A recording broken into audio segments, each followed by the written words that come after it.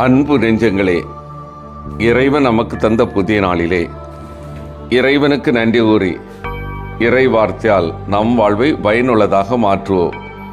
இறைவன் நம் அனைவரை நிறைவாக ஆசீர்வதித்து பாதுகாத்து வழிநடத்துவாராக. இன்றைய நற்செய்தி வாச சிந்தனை, யூதர்கள் இயேசுவை ஏற்க மறுத்தல். யோவான் நற்செய்தி நூல் பிரிவு 10, இறை சொற்றொடர்கள் 22 முதல் 30 முடிய. இதன் விளக்கம் அறிவோம். பிறவினத்தாரின் முற்றத்தின் கிழக்கு மூலையில் சாலமோன் மண்டபம் அமைந்திருந்தது. ஏறக்குறைய 40 அடி உயரமுள்ள பல அழகிய தூண்களை கொண்டிருந்தது இம்மண்டபம். மண்டபத்தின் மேற்பாகம் மூடப்பட்டிருந்ததால் பனியால் பாதிக்கப்படாதிருக்க இயேசு இங்கே நடந்து கொண்டிருந்தார். ஏனெனில் அது குளிர்காலம். நீர் மெஸ்ஸியாவானால் அதை எங்களிடம் வெளிப்படையாக சொல்லிவிடும். எப்பிஃபான் மன்னனிடமிருந்து தாங்கள் மீட்கப்பட்ட விழாவை கொண்டாடி கொண்டிருந்த நேரத்தில் உண்மையில் இயேசுதான் எதிர்பார்க்கப்பட்ட மீட்பரோ மெஸ்ஸியாவோ என் எண்ணம் மக்கள் சிலருக்கு எழுகிறது. வேறு சில இயேசுவை ஏதாவது பேச வைத்து அவரை மாட்டிவிடலாம் என பார்க்கின்றன. இரு சாராரும் நீர்தான் மெஸ்ஸியாவோ என்னும் வினாவை எழுப்புகின்றன. நான் செய்யும் செயல்களை எனக்கு சான்றாக அமைகின்றன. இயேசு எங்கும் நேரடியாக அவர்களுக்கு விடையளிக்கவில்லை. நானே சொல்லிவிட்டேன் என்றும் தாம் மெஸ்ஸியா என்னும் உண்மைக்கு தம் செயல்களே சாட்சி என்றும் அவர் கூறுகிறார். அவர் இறைமகன் மெஸ்ஸியா என்பதற்கான சாட்சியங்கள் இது ஒன்று. மெஸ்ஸியா வரும்போது பார்வையற்றோரின் கண்கள் பார்க்கும், காது கேளாதோரின் செவிகள் கேட்கும். அப்போது கால் ஊனமுற்றோர் மான் போல் துள்ளி குதிப்ப, வாய் பேசாதோர் மகிழ்ந்து பாடுவ என்று எசையா கூறியுள்ளார். இவை அனைத்து இப்போது நடைபெறுகின்றன. என் ஆடுகள் என் குரலுக்கு செவிசாய்க்கின்றன. அவர் செயல்கள் அவர்தான் மெஸ்ஸியா என காட்டியும் யூதர்கள் அவரை புரிந்து கொள்ளவில்லை. ஏன் அவர்கள் அவருடைய ஆடுகள் அல்ல. அவர் குரலை கேட்டு அவர்களுக்கு பழக்கமில்லை. தம்மை பின்பற்றோருக்கு அவர் வாழ்வளிப்பார். அவ்வாழ்வு பாதுகாப்பான வாழ்வு, முடிவில்லா வாழ்வு, இறை வாழ்வு. நானும் தந்தையும் ஒன்றாயிருக்கிறோம். தந்தைக்கும் நமக்கு உள்ள உறவை பற்றி எவ்வளவோ கூறியிருக்கிறார் இயேசு. நான் கடவுளிடமிருந்து இங்கு வந்துள்ளேன்.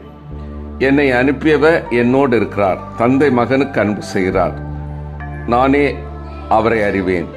தந்தையிடம் பார்த்ததை இயேசு செய்கிறார். தந்தையிடம் கேட்டதையே அவர் பேசுகிறார். தந்தையிடமிருந்தே அனைத்தையும் கற்றுள்ளார். அவரிடமிருந்தே தீர்ப்பிட அதிகாரத்தை பெற்றுள்ளார்.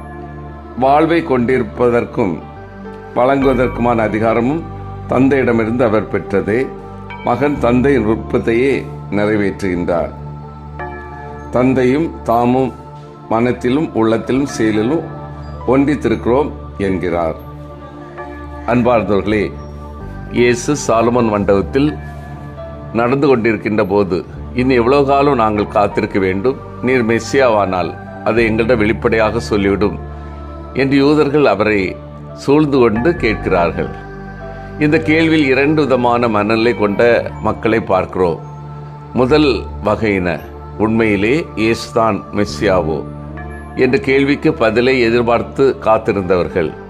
2வது வகையான மக்கள் இயேசுவின் பதிலை பார்த்து அவர் மீது குற்றம் சுமந்த காத்து கொண்டிருந்தவர்கள். ஆனால் அது பற்றி பலமுறை சொல்லியிருக்கிறேன் என்பது இயேசுவின் பதிலாக இருந்தது. உண்மையில் இயேசு வெளிப்படையாக எப்போதும் தன்னை மெஸ்ஸியா என்று சொன்னதில்லை, சொல்வதற்கு ஆசைப்பட்டதும் இல்லை. யோவான் 4வது அதிகாரத்தில் சமாரிய பெண்ணிடம் தன்னை மெஸ்ஸியாவாக வெளிப்படுத்துகிறார். அதே போல யோவான் 9வது அதிகாரத்தில் பார்வையற்ற பையனுக்கு பார்வை கொடுக்கும் போதும் தன்னை மெஸ்ஸியாவாக கூறுகிறார். வேறு இடங்களில் அவர் தன்னை மெஸ்ஸியாவாக காட்டிக் கொண்டதாக தெரியவில்லை. ஆனால் தான் மெஸ்ஸியா என்பதற்கு பல இடங்களில் சான்றுகளை தருகிறார். அவற்றுள் அவருடைய வார்த்தைகளும் செயல்களும் முக்கியமானது. தன்னுடைய வார்த்தைகளின் பொருட்டும் செயல்களின் பொருட்டும் மெஸ்ஸியா என்பதை நம்ப சொல்கிறார். இயேசுவின் வார்த்தைகளும் செயல்களும் இயேசு மெஸ்ஸியா என்று காட்டுவதற்கான மிகப்பெரிய சான்றுகளாகும். நான் கிறிஸ்தவள் என்பதை என்னுடைய வார்த்தைகளும் என்னுடைய செயல்பாடுகளையும் வைத்து மற்றவர்கள் அடையாளம் காண வேண்டும். நான் சொல்லி தெரிய வேண்டிய அவசியம் இருந்தால் என்னுடைய விசுவாச வாழ்வு கேள்விக்குறியானது. எவ்வாறு இயேசுவின் வார்த்தைகளும் செயல்களும் அவரை மெஸ்ஸியா என்று அடையாளம் காட்டியதோ, அதே போல நாம் பேசும் வார்த்தைகளும் நமது செயல்பாடும் நம்மை கிறிஸ்தவர்கள் என்பதை மற்றவர்களுக்கு அடையாளம் காட்டட்டும். சிந்தித்து தியானித்து செயல்படுவோம். நான் இயேசுவிடம் ஆழமான நம்பிக்கை கொண்டு செயல்படுகின்றேனா? இயேசுவோடு நான் நல்லுறவோடு வாழ்கின்றேனா?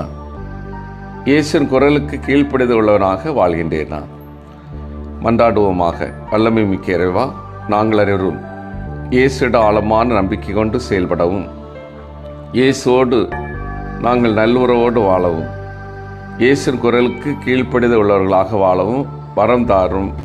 ஆமீன்.